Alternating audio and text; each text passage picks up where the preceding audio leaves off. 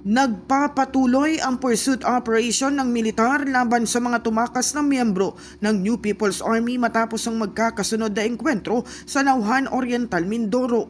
Ayon sa 203rd Infantry Brigade, nagpapatuloy ang operasyon laban sa mga natitirang miyembro ng Communist Terrorist Group na nakatakas matapos ang dalawang magkasunod na putukan nitong Miyerkules.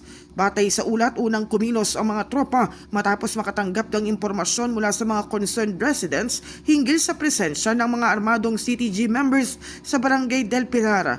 Bukod sa 3 NPA na napatay sa engkwentro, nakarecover din ng mga sundalo ng ilang baril at mga subversive documents. Sinabi ni 203rd Infantry Brigade Commander Brigadier General Melencio Ragudo na magpapatuloy ang operasyon hanggang sa ma-account ang mga natitirang armadong personalidad. Kasabay nito, hinikayat ng Army ang mga miyembro ng grupo na ibaba ang kanilang armas at samantalahin ang pagkakataong sumuko at bumalik sa kanlungan ng batas.